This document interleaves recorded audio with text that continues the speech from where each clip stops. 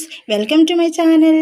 ഞാനിവിടെ വന്നിരിക്കുന്നത് നമ്മുടെ വീട്ടിലുള്ള റേഷൻ അരി കൊണ്ട് വളരെ എളുപ്പത്തിൽ സിമ്പിളായിട്ട് നല്ല ടേസ്റ്റിയുള്ള നല്ല ഫ്രൈഡ് റൈസ് ആയിട്ടാണ് ഇവിടെ വന്നിരിക്കുന്നത്. ഇത് നമുക്ക് എങ്ങനെ ഉണ്ടാക്കുന്നതെന്ന് നോക്കാം. നമ്മുടെ ചിക്കൻ ഫ്രൈഡ് റൈസ് വീട്ടിലുള്ള റേഷൻ അരി വെച്ചുകൊണ്ട് നമ്മുടെ ചിക്കൻ ഫ്രൈഡ് റൈസ് റെഡിയാക്കാൻ വേണ്ടിയിട്ടുള്ള ഇൻഗ്രീഡിയൻസ് എന്തൊക്കെയാണെന്ന് നമുക്ക് നോക്കാം. ഇതിനകത്ത് ഞാൻ കുറച്ച് അരി നന്നായിട്ട് കഴുകി ഒരു 10 മിനിറ്റ് കുതിർത്താൻ വയ്ക്കുക. കുതിർത്താൻ വെച്ച് കഴിയുമ്പോഴത്തേക്കും നമ്മൾ അടുപ്പത്ത് ഒരു പാത്രം വെച്ചിട്ട് കുറച്ച് വെള്ളം ഒഴിക്കുക. വെള്ളത്തിലേക്ക് കുറച്ച് ഉപ്പിട്ട് കൊടുക്കുക. എന്നിട്ട് അത് ഒരു 10 മിനിറ്റ് കഴിയുമ്പോഴത്തേക്കും വെള്ളം ഒന്ന് നന്നായിട്ട് തിളച്ച് വരും. വെള്ളം തിളച്ച് വരുമ്പോൾ അരി കഴുകി വെച്ച് നമ്മൾ കുതിർത്താൻ വെച്ചിരിക്കുന്ന അരി ഉണ്ടല്ലോ, ആ അരി ആ വെള്ളത്തിലേക്ക് ഇട്ട് കൊടുക്കാം. ഇട്ട് കൊടുത്ത് ഒരു 10 അല്ലെങ്കിൽ ഒരു 15 മിനിറ്റ് വേണ്ടി വരില്ല. നമ്മൾ ഇടയ്ക്കൊന്ന് നോക്കണം, അധികം വെന്ത് പോവാതെ ഒരുവിധം പരുവത്തിലായി കഴിയുമ്പോൾ നമ്മൾ ആ അരി ഒന്ന് നമുക്ക് കോരി ഒരു പാത്രത്തിലേക്ക് ഊറ്റാം.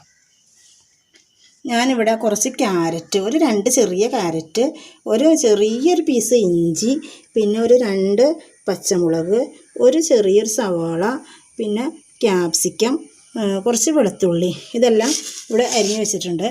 പിന്നെ അതിലേക്ക് ആഡ് ചെയ്യാനായിട്ട് 2 മുട്ടയും എടുത്ത് വെച്ചിട്ടുണ്ട്. പിന്നെ കുറച്ച് ചിക്കൻ ഒന്ന് ചെറുതാക്കി ചെറിയ പീസാക്കി ഒന്ന് ഫ്രൈ ചെയ്തെടുത്തിട്ടുണ്ട്. ഇത്രയാണ് ഞാൻ റെഡിയാക്കാൻ വേണ്ടി തയ്യാറാക്കി വെച്ചിരുന്നത്. പിന്നെ ഞാൻ ഒരു സോയാ സോസും കൂടി ഇതിൻ്റെ കൂടെ ആഡ് ചെയ്യുന്നുണ്ട് കേട്ടോ. നമ്മളിവിടെ ഫ്രൈഡ് റൈസ് റെഡിയാക്കാൻ വേണ്ടിയിട്ട് ഇതിലേക്ക് ഞാൻ ഒരല്പം സൺഫ്ലവർ ഓയിൽ ഒഴിച്ച് കൊടുക്കുകയാണ്. ചിലർ ഒലിവ് ഓയിലൊക്കെയാണ് ഒഴിക്കുന്നത്. ഞാനത് കുറച്ച് അല്പം സൺഫ്ലവർ ഓയിൽ ഒഴിച്ച് കൊടുക്കുക. ഇത് നമ്മൾ റെഡിയാക്കാൻ വേണ്ടിയിട്ട് അടി അല്പം കട്ടിയുള്ളൊരു പാത്രം വേണം, അല്ലെങ്കിൽ ഇത് പെട്ടെന്ന് ഇത് അടിയിൽ പിടിച്ച് മൊത്തം അടിയിലേക്ക് പിടിച്ച് ആകെ കൊള്ളായി പോകും. അതുകൊണ്ട് ഒരു അടി കട്ടിയുള്ള ഒരു പാൻ തന്നെ വയ്ക്കുക. ഇച്ചിരി ഇതിലേക്ക് നമുക്ക് നമ്മൾ അരിഞ്ഞു വെച്ചിരിക്കുന്ന സവാള കൂടി ചേർത്ത് കൊടുക്കാം. അതൊന്ന് നമ്മൾ ആദ്യത്തെ ഇട്ട ക്യാരറ്റ് എല്ലാം ഒന്ന് വഴുകി വന്നിട്ടുണ്ട്.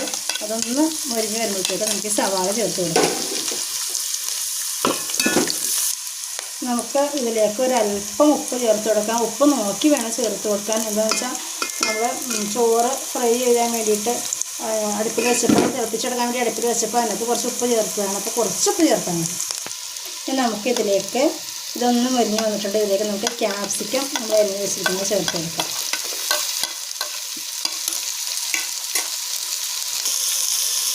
ക്യാപ്സിക്കം ഇട്ട് കൊടുത്തത് ഒന്ന് ചൂടായി ഒന്ന് ശരിയായി വന്നിട്ടുണ്ട്.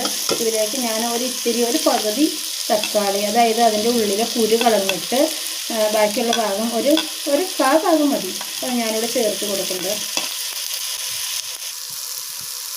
ഇതെല്ലാം ഒരു സൈഡിലേക്ക് നീക്കി വെച്ചതിന് ശേഷം നമുക്ക് ഇതിലേക്ക് നമ്മൾ 2 മുട്ട എടുത്ത് വെച്ചിരുന്നല്ലോ, അത് ഇതിനകത്തേക്ക് ഒഴിച്ച് കൊടുക്കാം. ഇതിലേക്ക് നമുക്കിനി നമ്മൾ ഫ്രൈ ചെയ്ത് വെച്ചിരിക്കുന്ന ചിക്കൻ ആഡ് ചെയ്ത് കൊടുക്കാം. ഇതിലേക്ക് ഇനി നമ്മൾ പൊഴിഞ്ഞ് വെച്ചിരിക്കുന്ന ചോറ് ആഡ് ചെയ്ത് കൊടുക്കാം. ഇപ്പോൾ നമ്മുടെ റൈസ് എല്ലാം ഇട്ട് നല്ലോണം ഒന്ന് മിക്സ് ചെയ്ത ശേഷം നമുക്ക് ഇതിലേക്ക് ഒരു 2 സ്പൂൺ സോയാ സോസ് ഒഴിച്ച് കൊടുക്കാം.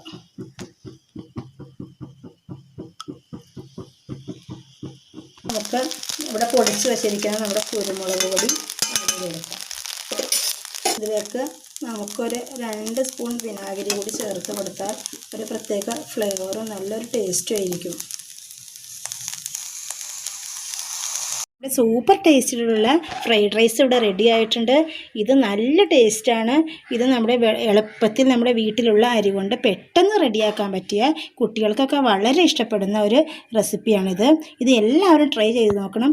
എൻ്റെ ഈ ചാനൽ ആദ്യമായിട്ട് നിങ്ങൾ കാണുന്നതെങ്കിൽ നിങ്ങൾ സബ്സ്ക്രൈബ് ചെയ്യണം, ഷെയർ ചെയ്യണം, ലൈക്ക് ചെയ്യണം. എല്ലാവരും ട്രൈ ചെയ്ത് നോക്കണം കേട്ടോ. Okay, thanks for watching.